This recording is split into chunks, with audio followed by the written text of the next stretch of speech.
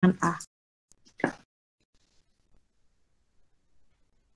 Kemudian, jika H memiliki batas atas, maka ini H ya, maka H dikatakan terbatas di atas. Jadi kalau H memiliki batas atas berarti himpunan H itu terbatas di atas. Kemudian untuk yang batas bawah berarti kebalikannya.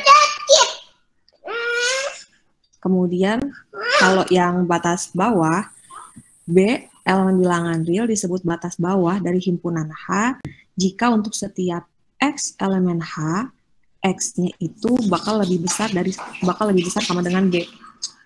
Kemudian H memiliki batas bawah. Jika H memiliki batas bawah, maka ini H ya.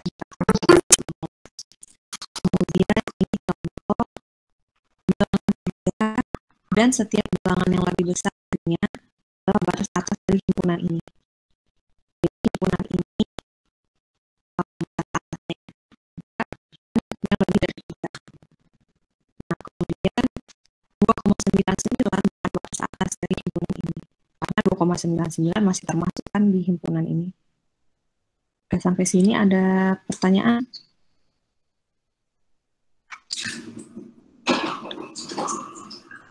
Belum, Bu. Oke, lanjut ya.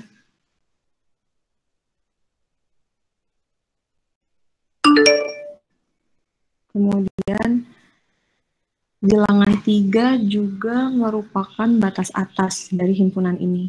Nah, dari sini kita bisa ambil kesimpulan kalau suatu batas atas itu dapat merupakan anggota himpunan tersebut. Kemudian ada contoh lagi, kita punya himpunan S seperti ini. Nah, ini bisa kita tulis seperti ini, 1/n di mana n-nya bilangan asli. Kemudian himpunan ini itu terbatas di bawah oleh setiap bilangan real M kurang dari sama dengan 0. Jadi batas bawahnya itu mulai dari 0 sampai ke kiri ya, ke kiri seterusnya. Kemudian untuk batas atas itu nanti dia di 1, batas atasnya di 1 sampai terus ke kanan. Itu merupakan batas atas dari himpunan ini, si S ini. Kemudian tidak setiap subhimpunan dari R memiliki batas atas atau batas bawah. Sebagai contoh himpunan ini nih, kalian perhatikan himpunan X lebih dari 4, di mana X-nya bilangan real, ini nggak punya batas atas. Karena himpunannya kita nggak tahu kan dia berhentinya di mana, tidak terhingga ya, himpunannya tidak terhingga kan. Jadi kita nggak bisa nentuin batas atasnya di mana. Kemudian jika suatu himpunan H memiliki batas atas A, maka setiap bilangan yang lebih besar dari A juga merupakan batas atas. Nah, berarti nanti kita punya tak terhingga banyaknya batas atas. Jadi batas atas itu jumlahnya tak terhingga. Kemudian sama berarti untuk yang batas bawah juga banyaknya tak terhingga. Sampai sini bisa dipahami? Bisa, Bu. Ya, lanjut ya. Kemudian ada lema urutan batas bawah dan batas atas. Misalkan H subhimpunan tak kosong dari R.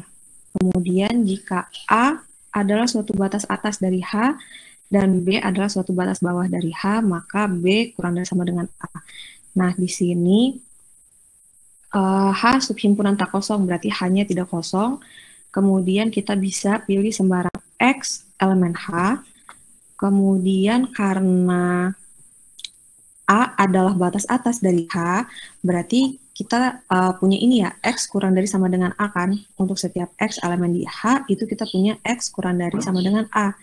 Kemudian selanjutnya kita punya B batas bawah dari H, berarti untuk setiap X elemen H, si X-nya nanti lebih dari sama dengan B. Nah, kita di sini punya 2 kan, kita punya X kurang dari sama dengan A, sama X lebih dari sama dengan B. Nah, pakai sifat ketransitifan urutan, jadi kita dapat B kurang dari sama dengan A. Oke, ada pertanyaan sampai sini?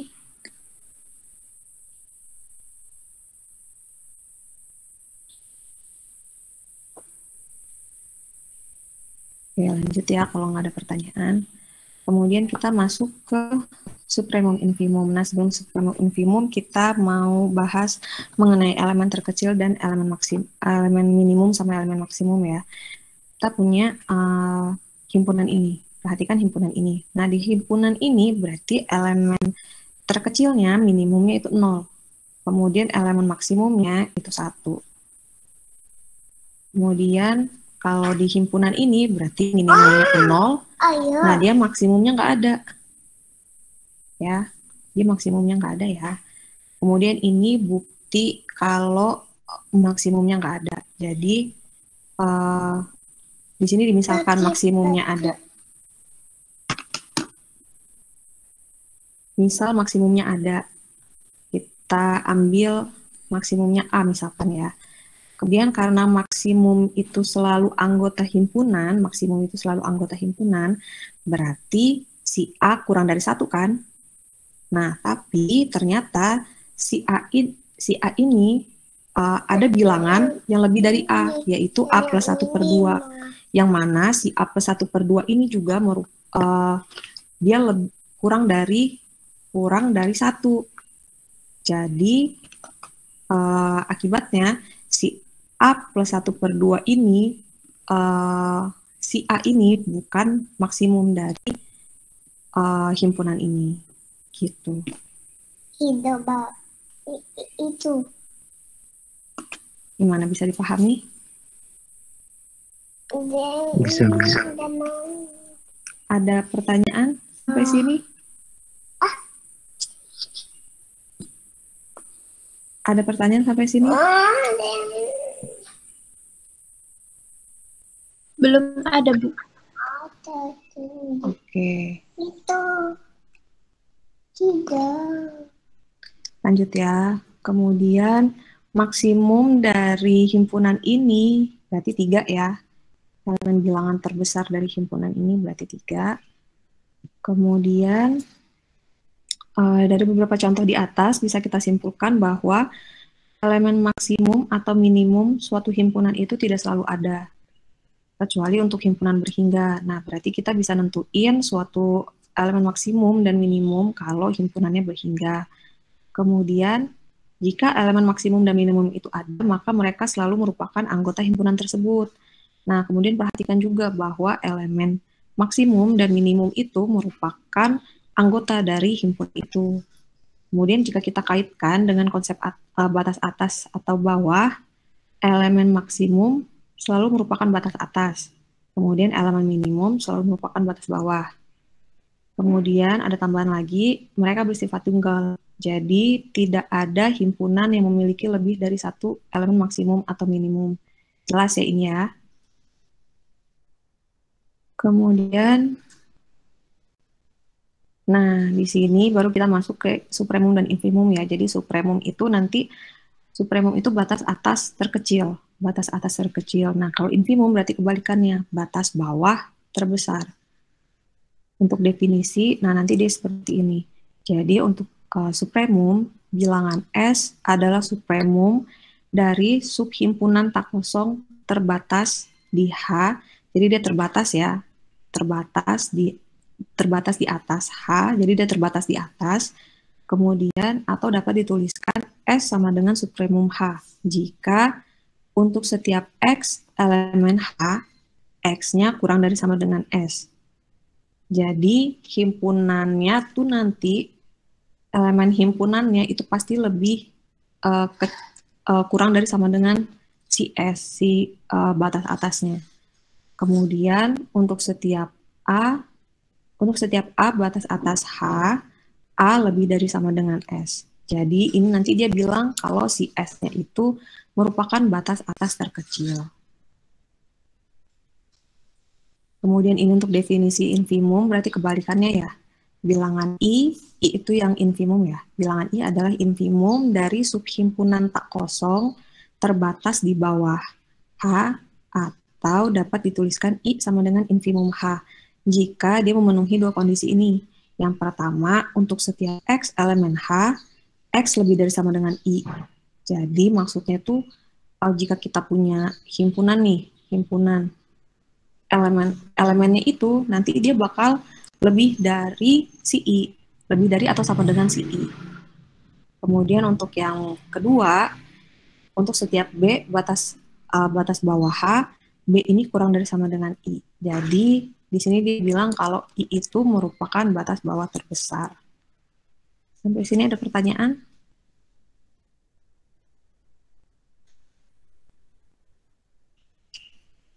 Bisa dipahami penjelasan saya? Bisa, Bu. Ya, lanjut ya. Kemudian, nah tadi kan kita definisinya, ini definisinya. Kalau kita mau membuktikan suatu himpunan atau kita mau membuktikan suatu bilangan merupakan supremum atau infimum dari himpunan, dari suatu himpunan, kita pakainya yang ini. Jadi kalau untuk yang supremum, misalkan H subhimpunan tak kosong dari R yang terbatas di atas, maka S supremum dari H jika yang pertama masih sama ya dengan yang atas tadi. Nah untuk yang kedua ini kita dapat dari sini nih, kan A itu merupakan batas atas H ya. A batas atas H jika A lebih dari sama dengan S. Nah dari sini itu kita dapat ya, ini kan pernyataannya ekivalen tuh. Jika P maka Q berarti ekivalen dengan jika negasi Q maka negasi P ya. Nah kita punya ini berarti. Dari sini negasinya A kurang dari S, kemudian yang ini berarti A bukan batas atas H. Nah dari sini kita buat pernyataan matematikanya seperti ini. A kurang dari S jika terdapat X elemen H sehingga X-nya lebih dari A. Jadi dia di sini bilang kalau si S-nya itu himpunan, S-nya itu batas atas terkecil. Jadi nggak ada elemen lain yang merupakan batas atas terkecil. Gitu. Nah untuk yang infimum sama, untuk yang infimum tinggal kebalikannya. Berarti kalau tadi yang supremum itu R-nya kurang dari S, berarti di sini J-nya lebih dari I. Jadi bilangan yang lebih dari si infimumnya itu. Kemudian nanti terdapat X elemen H sedemikian sehingga X-nya kurang dari J. Nah, ini untuk contohnya. Jadi, supremum dari A, himpunan A-nya seper N, di mana N-nya bilangan asli itu adalah 1. Jadi supremum itu kan tadi batas atas terkecil ya. Nah, batas atas terkecil dari himpunan ini tuh adalah 1. Karena di sini dia bilangnya supremum dari himpunan ini itu 1. Berarti kita kan harus ngecek 2 kondisi supremum ya. Nah, ini kondisi supremum. Yang pertama, untuk setiap A elemen A-nya bentuknya seper NA kurang dari sama dengan 1, sehingga 1 merupakan batas atas dari himpunan ini. Jadi ini kalau kita masukin bilangan asli, nanti kan dia batas atasnya 1 ya. Kita masukin 1/1000 misalkan, itu kan kurang dari 1 kan. Kalau kita masukin 1/1 baru dia 1, sehingga nanti batas atasnya 1. Kemudian 1 merupakan batas atas terkecil. Karena kalau ada R yang merupakan, misalkan ya, ada R yang merupakan infimum, supremum juga, berarti R-nya harus kurang dari 1 kan, karena kan dia tadi bilangnya 1 itu kan batas atas terkecil. Kalau ada batas atas terkecil lagi selain 1, berarti posisinya seperti ini nih, R kurang dari 1, di mana R-nya itu si batas atas terkecil yang lainnya selain 1. Maka terdapat 1 sama dengan 1/1 elemen A, di mana 1 itu lebih dari R. Nah, ternyata di sini kita dapat kalau si 1 itu merupakan satu-satunya batas atas terkecil, karena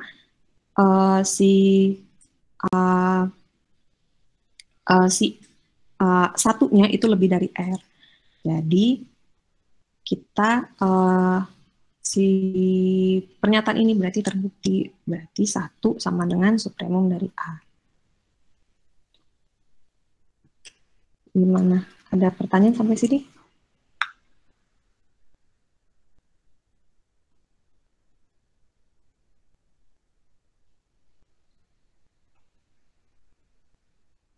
Ada pertanyaan sampai sini? Belum ada, Bu. Bisa dipahami materi hari ini?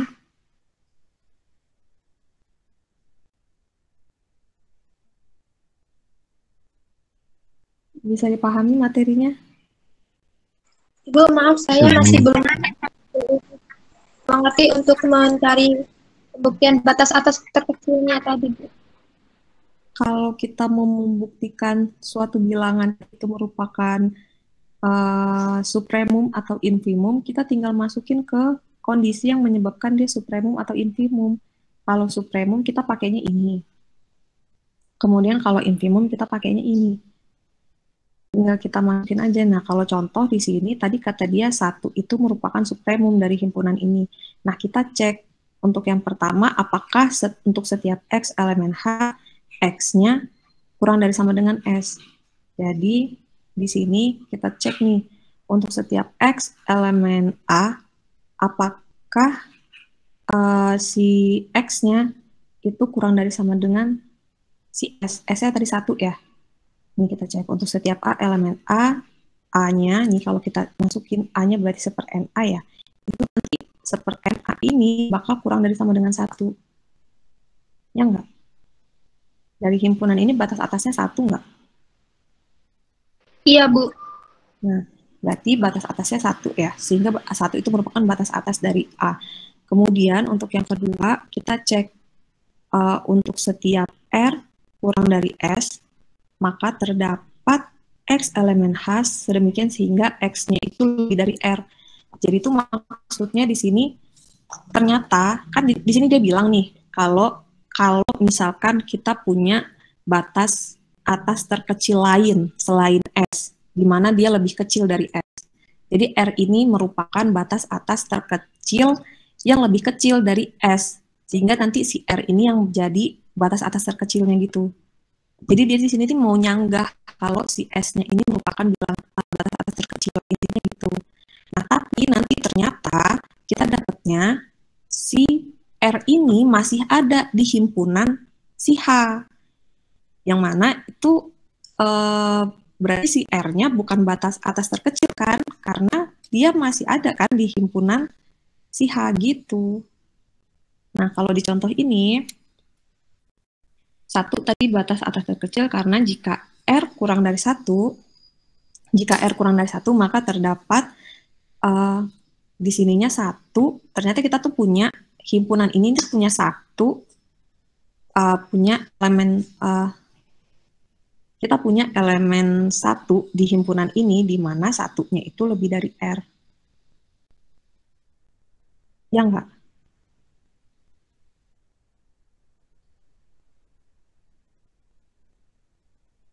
Jadi si R-nya itu, kan di sini R-nya kurang dari 1, kata dia gini, tadi supremumnya 1 ya. Nih, kita punya supremum 1, batas atas terkecilnya 1, ya kan? Kemudian kita mau nyanggah nih, di yang kedua ini kita mau nyanggah. Oh enggak loh, ternyata tuh menurut saya tuh ada batas atas terkecil yang lainnya selain 1. Berarti batas atas terkecil lainnya yang selain 1 itu harus kurang dari 1 kan? Ya enggak? Iya, Bu. Nah, berarti gini kan posisinya R kurang dari 1, ya enggak?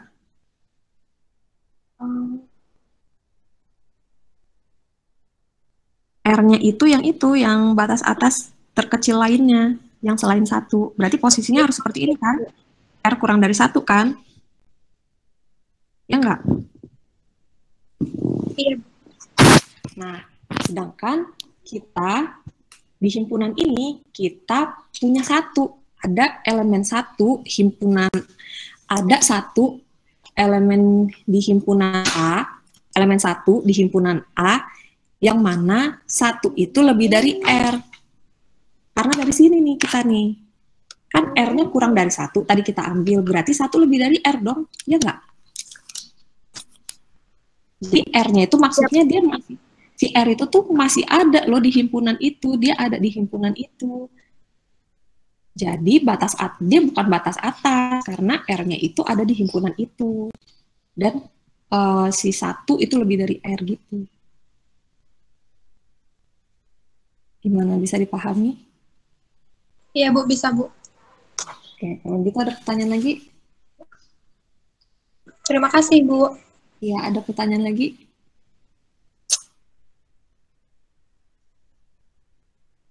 Dari saya cukup, Bu. Yang lain? Yang lain ada pertanyaan mengenai materi hari ini?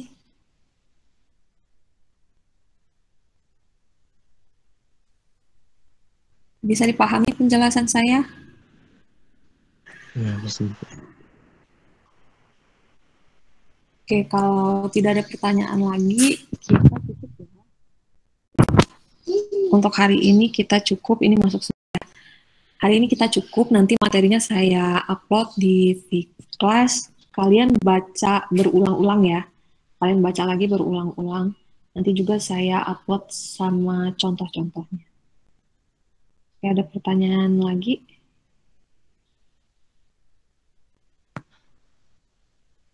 Tidak ada. Kalau tidak ada, saya akhiri ya. Saya akhiri. Wassalamualaikum warahmatullahi wabarakatuh. Waalaikumsalam warahmatullahi wabarakatuh. Terima kasih, Bu. Ya.